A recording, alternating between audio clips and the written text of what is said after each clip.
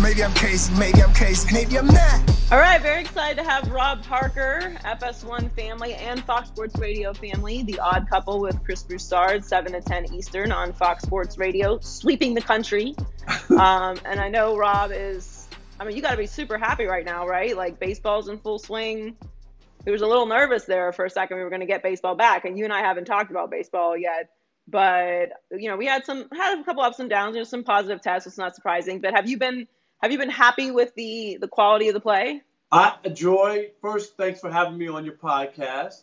But yes, I've been all in on the baseball. It's on my house. I watch it every night, or at least it's on. Obviously during the NBA playoffs, I'm watching the playoffs of baseball. But yeah, you know what? A couple of hiccups, but it hasn't been bad when you think about it. Like 3 teams have had outbreaks, which can happen. But for the most part, the games have continued and most teams followed the protocol and it's been good. You know what I mean? Even when they take a situation where the Mets had a couple guys test positive and then they don't let the Yankees play, just precautionary. And then, when they retested the Mets, everybody was fine. So I think that baseball's handled it pretty well. What was your preseason prediction? Obviously, a completely unprecedented season, but what was your preseason prediction, and are you sticking with that now, having seen a little bit of the season so far? You know what? It was the Yankees and the Dodgers. They have the 2 best. I know I was really going out on a limb because both of those teams are loaded and they're, both are playing well. And, I know people are expecting some sort of mystery team to come out of nowhere, unexpected. I just don't believe in that. I still think the best team, ultimately, it's going to happen in the NBA and it's going to happen in baseball. Those teams are going to win because whenever you talk about the playoffs and playing 4 out of 7, the chances of a fluke team getting in and winning, they just aren't really great. If it was one game, single game elimination, then all bets are off. That's how I feel too, especially about the NBA playoffs, because we've had a little bit of panic in the first rounds about some losses, and I think that we got a little spoiled with the Warriors. The playoffs are supposed to be hard. It's okay to lose a game or two. That's why there's a series. I totally agree. I don't know what happened to sports fans. Like I picked the Clippers in 6 games, right? So they split the first 4. I'm not panicking. It doesn't matter how you lose. In the playoffs, nobody likes how you lose, but you can't get down. I remind people all the time on the radio, the Toronto Raptors won the championship last year. Do you know they were down 0-2 to Milwaukee in the Eastern Conference Finals? If we go by that, losing a game, they should have thrown the towel in the Raptors. And what did they do? They won 4 straight. So people get too high, too low after a win or a loss. Just accept it. It's a part of the process. And everything shouldn't be a 4-game sweep or non-competitive for us to feel good about it. And I don't want sweeps. I want competitive series. I want to feel like there's some balance to the league. Like I wasn't one of those people that really hated the Warriors dynasty because there's always been dynasties. So it didn't bother me as much. But yeah, I want more basketball. Like these sweeps they're unwatchable, except for the Heat. Heat sweep was wonderful. But other than that, I know that's that homer. You're gonna be a homer. Oh yeah, I love the Heat sweep because I didn't have to sweat at all. Back in the day, it was great. It was, but I sweated out the first game. The first game of the series, I was like, we got to get the first game, get the momentum going. So once we got game 1, I was like, all right, I'm good after this. I know we're going to win this series. We'll be all right. That said, is there a team that hasn't really struggled, but there's a team that you've watched so far in the playoffs that you're like, maybe I was a little too high on them? A lot of people are saying that they said it about Milwaukee when they lost their first game to the Magic. But if you look at the 3 games since then, it's been no contest, right? I think people forget that the Bucks before the pandemic was having one of its greatest seasons. If you looked at it statistically, they were through the roof. Giannis, I believe, will win another MVP according to the writers. I know everybody wanted, LeBron and make for a nice story, but Giannis had an unbelievable year, and so did the Bucks. So I think they were a team people jumped off their bandwagon. People are trying to do that with the Clippers. What people aren't understanding, first of all, Luka's playing great. Give him credit. He's playing great. It doesn't matter who else is there. Other guys have stepped up. And here's the other part. the Clippers haven't had Patrick Beverley, which is a big part of their team. I don't know why people act like you could lose Patrick Beverley and it doesn't matter. And Paul George, in the first 4 games, you can't play any worse. Like, seriously, you cannot. So basically, they were playing without 2 of their starters, because I'm saying Paul George was out there, but he was terrible, and no Patrick Beverley. So a lot of people are like, oh, the Clippers, they can't win a championship. They're not that good. They're this, they're that. I'm not buying it. I'm telling you, I think that they get everybody together, play what they have to do, and look how deep that team is. I still think they can make a run. I think the team that has given me a little bit of pause that I was pretty high on before the playoffs started, and I'm taking into consideration that Westbrook has been out, but that's Houston. So before Westbrook got injured, I was like, I think Houston's going to give people some actual problems. I like the way they were playing. They were playing charged up because they didn't have this whole long regular season where they were trying to win the regular season championship like they do every year. But, Westbrook's been out and they've been struggling a little bit. Last night's game was an example of that, losing to OKC. I still think that they'll win the series, but I don't think in the second round it's going to be very lively for Houston. Yeah, I think people looked at it that way. For a minute, when they were up 2-1 and it looked like they were steamrolling, and people were like, oh, they're going to be tough out in the second round. And then for OKC to win a big game like that, to even the series in a tough game. It wasn't like they just blew them out or Houston was terrible. They won a really good game. And I'm not that high on Houston. I think it all depends on matchups when you talk about NBA playoffs anyway. And I think in the later rounds, their matchups aren't really good for them.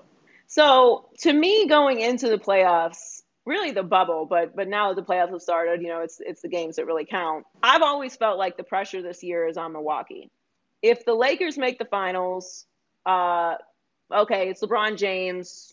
Not necessarily expected because, I think the Clippers. You know what? I don't think that's unfair because they had Anthony Davis and they had the best record in the Western Conference. So, right. So if they make favorite, right. Right. So if they make the finals, no one's going to be shocked. If they lose to the Clippers, no one's going to be shocked. There's 2 great teams. Somebody's got to win. Somebody's got to lose. There's not really any pressure other than the normal pressure of being a good team and needing to make it to the finals. Milwaukee, however, is different. The Raptors don't have Kawhi Leonard, despite how great they're playing. Now they might be without Kyle Lowry for a little bit of time. I love the Heat, but I think we're still a year away for competing for a championship. The Celtics are still really young. They don't have a star like Giannis' level yet. And everyone else in the East is just kind of just around. So to me, all of the pressure is on Milwaukee, especially because Giannis could leave after this year if they don't win. Now, he said he wants to stay there, but it's going to be a lot better and easier to say that if they make it to the finals and make some noise or win. If they don't make it to the finals, they don't even get out of the East or get swept in the championship rounds, it's going to be a big problem. I think all the pressure's on Giannis. No, I agree with that. From this standpoint, that if the Clippers don't win, it could be like, okay, that was just their first year together. Even like when LeBron went to Miami with Dwayne Wade, right? And Chris Bosh, they didn't win the first year, so you could get away with that. Okay, you know what? We just didn't come together. Too many guys were banged up. We never really got the chemistry we wanted. So you could use that. But Giannis and Milwaukee, I agree, because last year, winning the first 2 games of the Eastern Conference and then losing 4 in a row and not going, if they don't go again, then you'll say, okay, there's not enough. Giannis had a great year. The Bucks were great all during the regular season. But when it came down to it in the playoffs, they're a day late and a dollar short. So I think that, Giannis would have to consider, what am I going to do? Should I stay here? Or Milwaukee has to say, we're going to sign you and go get somebody else, to come to Milwaukee to play with you. So I do think the pressure's on Milwaukee because the window's going to close on you at some point, and you just don't want to waste great seasons like they've had. What's been your biggest takeaway from the bubble in general? I guess how they put on a television show, and it hasn't been that bad to watch. With the fans in the background and the music and the announcers from each team. You know what I mean? Announcing their teams. I think that's all really good. It makes it sound like that you really feel like when it's a home team, that's hosting the game, the sound effects affect that. Do you know what I mean? Like, I think that's pretty cool. Like, they're cheering for good stuff that happens when the home team is winning or make a play or whatever. So I think it's been a well done television show. There's nothing. I've been covering sports for 35 years. There's nothing like going to a game and actually feeling the intensity in the crowd in the building. You've been to many games like that. It's totally different. Even though you have a 70-inch TV at home, surround sound, and all the comforts, it's just not as great as being there. But I've been enjoying the bubble TV so far. I think it's really remarkable what all of the leagues have done. Like MLS, they had a successful bubble. Not having fans there, again, just did not affect the TV product to me at all. The NBA has been so far beyond what I expected. I didn't know what to expect, but I forget that there's not fans there sometimes. Just the sound, and I'm just literally watching just the actual play. Like you said, the announcers. I actually like the virtual fans. At first, I was like, this is kind of corny. But now I think it's cute. Like, it does add an extra visual element for everyone, and they show people, when they're watching it. Baseball, there's nothing you can do about a big empty park. Like, you can't cover the entire park. But, these guys are going out there competing and holding each other accountable as far as, following the COVID-19 measures and, getting through the season. It was an ugly start, obviously, arguing back and forth with, the owners and players, but they figured it out.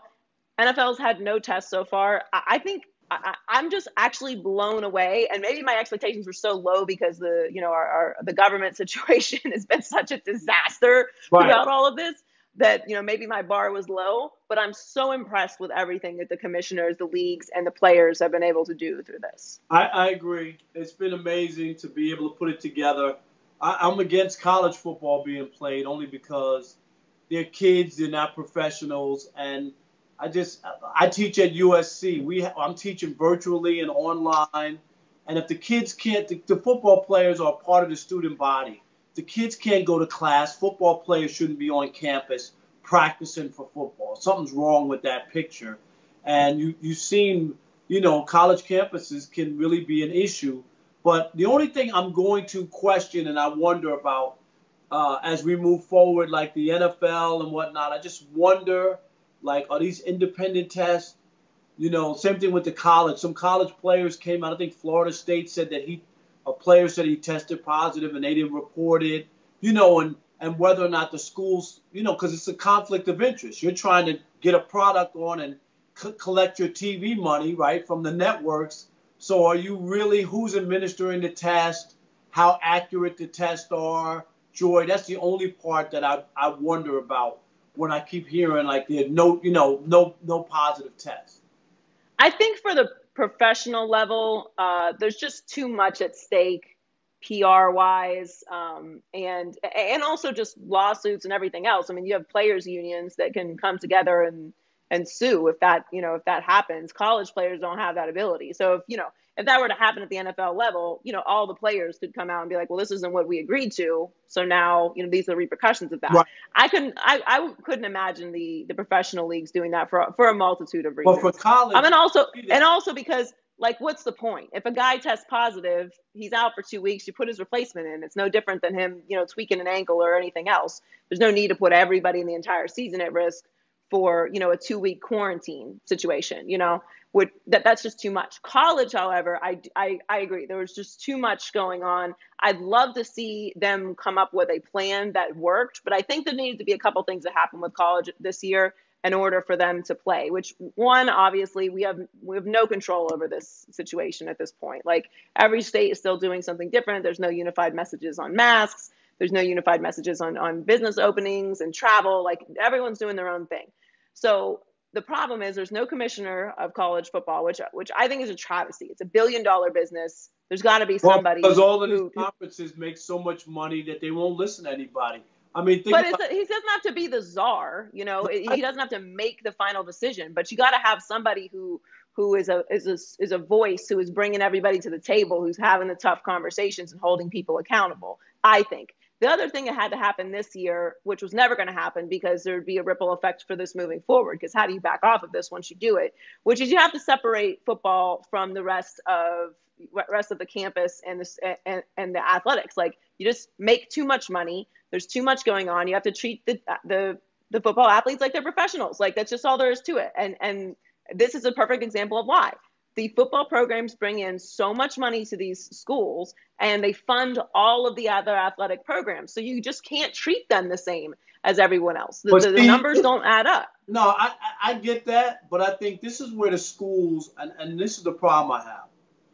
Prior to college football taking off and getting the TV deals, the colleges used to fund the other programs. They've decided that they don't want to, you know what I mean? And it has to come out of the football budget. That's not how it was. They used to actually have money, and they've now taken the responsibility away. So as soon as anything happens to football, they say, oh, well, we don't have money for that. That's not true, because the college football programs weren't always subsidizing, women's softball and right. field and golf, and all that. Those were all a part of the budgets. And these same schools who are now crying that they don't have money and they lost on their sports programs have huge endowments sitting there, of money, and they cry broke. So I get it with the college football. And the reason that they don't want to do that, because once you do that, you're basically admitting that these football players are employees of the university and are not students. And then there you are, and you're going to open up a different can of worms, and you're going to have to wind up paying these guys. So I'm with you. I get it. They are different. You're treating them differently than the student body, but then you're going to have to compensate them because they're university workers. Speaking of money, you are, Colin always talks to you about this. You're a known, what's the term that you like to use? He says frugal. He calls me the most frugal sports writer on the country. You are very frugal. You do some things I find outlandish, like you bring your own tea bags to the airport. It just seems like a lot. Does that seem like a lot? Would you rather pay $4, Joy, for a cup of tea? Well, a tea bag costs 3 cents. See, coffee I'm willing to pay a lot for, because while I'm a coffee drinker, so I'll drink a cheap free cup of coffee. It's not going to bother me. I'm not like a coffee snob. Like, I have to have my mocha, flat vanilla latte, frappuccino. I mean, I like them, but like, if I'm going to buy that, I'm willing to pay for it. Like, there's a certain way that needs to be made. However, so if I drank tea, I probably would bother to do that, because, that's a lot of money for a cup of hot water. Because that's what it is. Let's just be honest. It's not like like you said, like a Starbucks where you got all the stuff they add in it, and it has to be right to taste right. This is just really, all I have is a cup of hot water with a tea bag and 2 Splendors. That's it. There's nothing, miraculous about it. I want to be in the tea business. I wish I could just have a tea stand and sell $4 tea, that cost me 8 cents with the cup, and make $3.82 or 92 cents. You know what I mean? It's a good profit margin. That's very good. Well, thanks so much, Rob. It was great to have you on the podcast. Really appreciate it. And again, you can watch The Odd Couple with Rob Parker and Chris, or listen to The Odd Couple with Rob Parker and Chris Broussard, 7 to 10 on Fox Sports Radio, and catch him on FS1 all the time. Congrats on the show and everything that's going on. And congrats on the car. It's a great goal achieved.